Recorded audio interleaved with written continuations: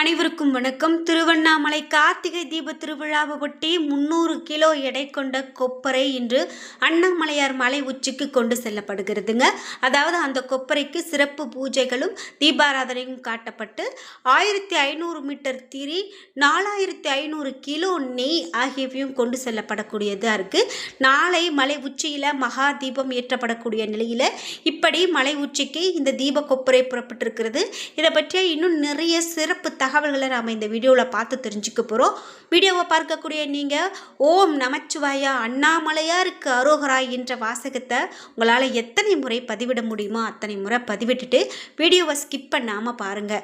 நீங்கள் திருவண்ணாமலையை சார்ந்தவங்க அப்படின்னா மறக்காமல் உங்களுடைய கருத்துக்களை கமெண்ட் பாக்ஸில் பதிவிட்டுட்டு வீடியோவை ஸ்கிப் பண்ணாமல் பாருங்கள். நீங்கள் இன்னும் உற்சாகம் டிவி சேனலை சப்ஸ்கிரைப் பண்ணாமல் இருந்தால் சப்ஸ்கிரைப் பண்ணிக்கோங்க. கூடவே இருக்க பெல் ஐக்கானை மறக்காமல் கிளிக் பண்ணிடுங்க. வாங்க வீடியோக்குள்ளே போகலாம். உங்கள் வாழ்க்கையில் நிறைய தடைகளையும் பிரச்சனைகளையும் பார்த்துட்ருக்கீங்களா? அதற்கு என்ன தீர்வு அப்படின்னு தெரியாமல் நீங்கள் குழப்பத்தில் இருக்கீங்களா? இந்த வீடியோவுக்கு கீழே டிஸ்கிரிப்ஷனில் வராகி அம்மன் ஜோதிட நிலையத்தின் தொலைபேசி எண் கொடுத்துருக்கேன். அந்த எண்ணுக்கு தொடர்பு கொண்டு பேசி பாருங்கள். கண்டிப்பாக உங்கள் வாழ்க்கையில் இருக்கிற எல்லா பிரச்சனைகளுக்கும் சரியான தீர்வு கிடைக்கும். திருவண்ணாமலை மகா தீப தரிசன விழா நாளை நடைபெற இருக்குங்க. அங்கு லட்சக்கணக்கான பக்தர்கள் குவிந்திருக்காங்க.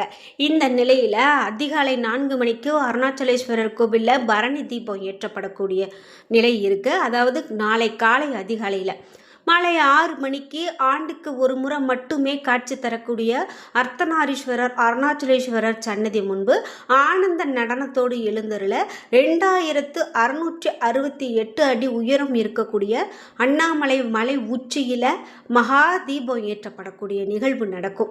இந்த நிகழ்வு அப்படின்னு பார்த்தீங்கன்னா உலக பிரசித்தி பெற்றது. அதாவது சிவபெருமான் மலையாக அமர்ந்திருக்கிறார் அப்படின்னு சொல்லக்கூடிய நிலையில் அந்த மலை மீது தீபம் ஏற்றப்படக்கூடியது மிக பெரும் ஒரு காட்சியாக இருக்கும். அதற்கு மேலே 11 நாட்களுக்கு அண்ணாமலை உச்சியில் சிவபெருமான் தீப பிழம்பாய் நமக்கு காட்சி கொடுப்பார். இந்த திருவண்ணாமலை நகரில் இருந்து சுமார் 15 கிலோமீட்டர் தூரம் வர மகாதீபம் தெரியும் அப்படின்னு சொல்லலாம்.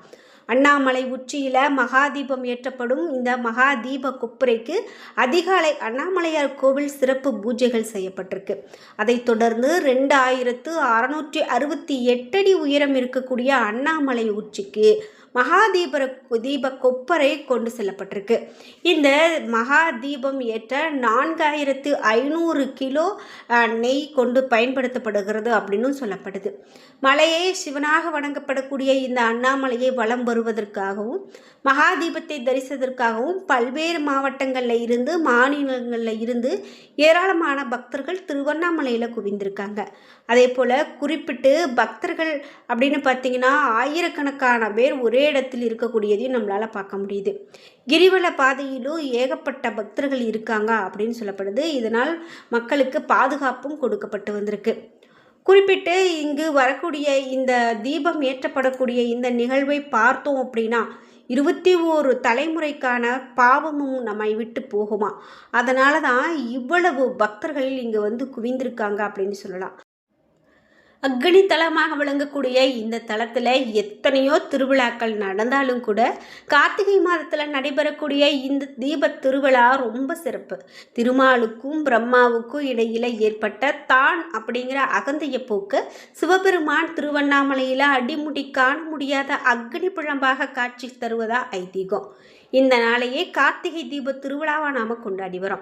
திருவண்ணாமலை அருணாச்சலேஸ்வரர் கோவிலுக்கு பின்புறம் இருக்கக்கூடிய இந்த மலையை பார்த்தோம் அப்படின்னாலே சிவபெருமானையே பார்த்து தரிசனத்திற்கான பலன் நமக்கு கிடைக்கும் அப்படின்னு சொல்லலாம். குறிப்பிட்டு திருவண்ணாமலை அண்ணாமலையார் கோவில் மலை உச்சிக்கு மகாதீப கொப்பரை கொண்டு செல்லப்பட்டிருக்கு. இதை காண்பதற்கே கண் கோடி வேண்டும் அப்படின்னு சொல்கிற அளவுக்கு இந்த காட்சி இருக்குது அப்படின்னு சொன்னால் அது மிகையாகாது. மேலும் இந்த தீப கொப்பரை அப்படின்னு பார்த்திங்கன்னா கார்த்திகை தீப திருவிழாவை முன்னிட்டு அங்கே இருக்கக்கூடிய பக்தர்களால் கொண்டு பூஜை செய்யப்பட்டு கொண்டு செல்லப்பட்டிருக்கு. இது மட்டும் இல்லாமல் மேலும் என்னென்ன நாம் தெரிந்து கொள்ள வேண்டும், இந்த தீபத்தை ஒட்டி என்னென்ன நம்ம தெரிந்து கொள்ள வேண்டும் அப்படின்னு பார்த்திங்கன்னா திருவண்ணாமலை தீபத்தன்னைக்கு மலையை பார்த்து நமச்சிவாயா என்று சொன்னால் அந்த மந்திரத்தை 3 கோடி தடவை உச்சரித்ததற்கு நமக்கு புண்ணியம் கிடைக்குமா. அதாவது நம்ம சாதாரண நாட்களில் சாதாரணமாக சொல்வதற்கும் இந்த தீபத்தை பார்த்து சொல்வதற்கும் நிறைய வித்தியாசம் இருக்குது. திருவண்ணாமலை உச்சியில் தீபம் ஏற்றும் போது மலைக்கு உள்பகுதியிலும் பூஜைகள் நடக்கும் ஒலி கேட்டதாக ராமர், சேஷாத்ரி சுவாமிகள் உள்ளிட்ட பல அருளாளர்கள் சொல்லி இருக்காங்க. திருவண்ணாமலையில் கார்த்திகை தீபம் ஏற்றப்பட்ட பிறகு அதை பார்த்து நம்ம வணங்கியபடி கிரிவலம் வந்தோம் அப்படின்னா அந்த ஜோதியினுடைய கதிர்கள் நம்மளுடைய உடம்புல பட்டு ஆன்ம சக்தி அதிகரிக்கும் அப்படின்னு சொல்லப்படுது. இந்த தீப திருநாளில் 5 தடவை மொத்தமாக 70 கிலோமீட்டர் தூரம் கிரிவலம் வந்தால் அவர்கள் எவ்வளவு பெரிய பாவம் செஞ்சிருந்தாலும் அவற்றில் இருந்து முழுமையான விமோச்சனம் கிடைக்கும் அப்படிங்கிறது புராணங்கள் வழியாக சொல்லப்படுது. மலை மீது தீபம் ஏற்றும் போது தீப மங்கள ஜோதியே நமோ நம என்ற பாடலை பாடி வழிபட்டோம் அப்படின்னா வாழ்க்கையில் மங்களம் பெருகும். கார்த்திகை தீபத்திற்கு 3வது நாள் மலையை பஞ்சமூர்த்திகளும் வலம் வருவது மிக சிறப்பாக நடக்கும். இந்த திருவண்ணாமலை கார்த்திகை தீபத்துக்கான சித்தர்கள் வருவாங்க அப்படிங்கிறது மிக பெரும் நம்பிக்கை. அப்படி வரக்கூடிய சித்தர்கள் மலை உச்சியில் தீபம் ஏற்றக்கூடிய அந்த கொப்பரை நெய்யில் சக்தி வாய்ந்த மூலிகை தைலங்களை சேர்த்து விடுகிறதாகவும் சொல்லப்படுது. இதனால் தீபத்தில் இருந்து வெளிப்படக்கூடிய அந்த புகை தீய சக்திகளை அளிப்பதாகவும் கருதப்படுது. இதெல்லாம் எவ்வளவு பெரிய ஆச்சரியமானதுங்க. ஏதாவது சித்தர்கள் பூமி அப்படின்னு திருவண்ணாமலையை சாதாரணமாக சொல்லலை. இன்றைக்கும் அந்த சித்தர்கள் அங்கு வாழ்ந்து கொண்டிருக்காங்க அப்படிங்கிறதுக்கு நாம் இதெல்லாம் ஒரு உதாரணமாக சொல்லலாம். திருவண்ணாமலை கார்த்திகை தீபத்துக்கு சர்வாலய தீபம், கார்த்திகை விளக்கீடு, ஞான தீபம், சிவஜோதி, பரஞ்சுடர் அப்படின்னு நிறைய பேர் சொல்லலாம். கார்த்திகை தீபத்தன்று கிரிவலம் செல்றவங்க 1000 அசுவமேத யாகம் செய்ததற்கான பலனை பெறுவாங்க அப்படின்னு சொல்லுவாங்க. இது மட்டும் இல்லாமல் கார்த்திகை தீப தினத்தன்னைக்கு சிவலிங்கம் முன்பு நெய் தீபம் ஏற்றி வழிபாடு செய்தால் அவர்களுடைய வாழ்க்கை பிரகாசமாக இருக்கும் அப்படிங்கிறது நம்பிக்கை. கார்த்திகை தீபம் ஏற்றப்படக்கூடிய காட்சியை நேரில் பார்த்து வழிபடுறவங்களுக்கு சகல தானம் கொடுப்பதால் கிடைக்கக்கூடிய புண்ணியங்கள் எல்லாமே கிடைக்கும்.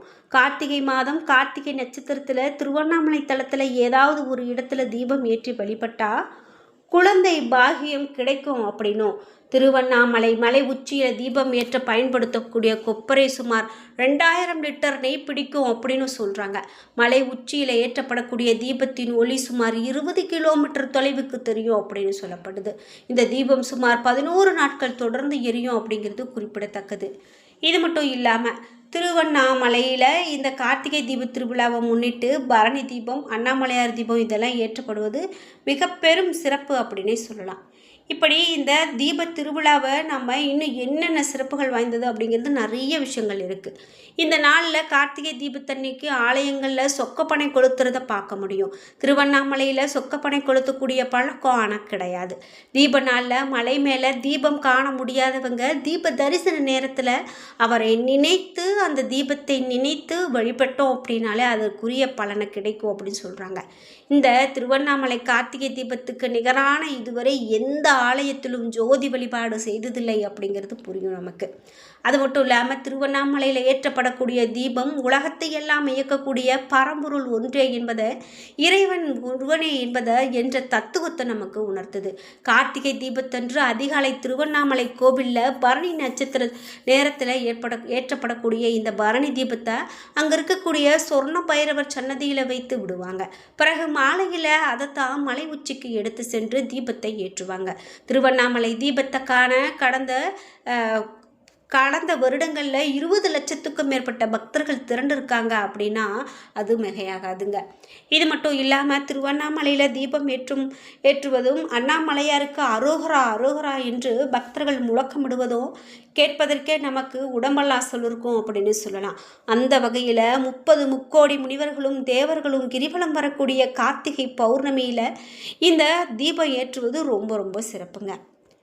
இப்படி இந்த தீப திருவிழாவை பற்றி நம்ம நிறைய தகவல்களை சொல்லிக்கிட்டே போகலாம். திருவண்ணாமலைக்கு போகணும், நம்ம வாழ்க்கையில் ஒரு முறையாவது போகணும் அப்படிங்கிறதுக்கு இதெல்லாம் ஒரு எடுத்துக்காட்டு. நெருப்பு சொரூபமாக காட்சி தரக்கூடிய இறைவன் ஈசனை இந்த நாளில் கிரிவலம் வந்து வழிபட்டோம் அப்படின்னா மிக மிக சிறப்பு.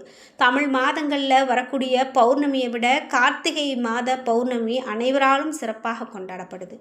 என்ன நண்பர்களே, இன்னைக்கு வீடியோவில் திருவண்ணாமலையில் ஏற்றப்படக்கூடிய அந்த தீப திருவிழாவை பற்றிய ரொம்பவே நிறைய தகவல்களை தெரிஞ்சுக்கிட்டோம். ரொம்ப சுவாரஸ்யமான தகவல்களை தெரிஞ்சுக்கிட்டோம். வீடியோ உங்களுக்கு பிடிச்சிருந்தால் லைக் பண்ணுங்கள், ஷேர் பண்ணுங்கள், கமெண்ட் பண்ணுங்கள். நீங்கள் இன்னும் உற்சாகம் டிவி சேனலை சப்ஸ்கிரைப் பண்ணாமல் இருந்தால் சப்ஸ்கிரைப் பண்ணிக்கோங்க. கூடவே இருக்க பெல் ஐக்கானை மறக்காமல் கிளிக் பண்ணிடுங்க. நன்றி வியூவர்ஸ்.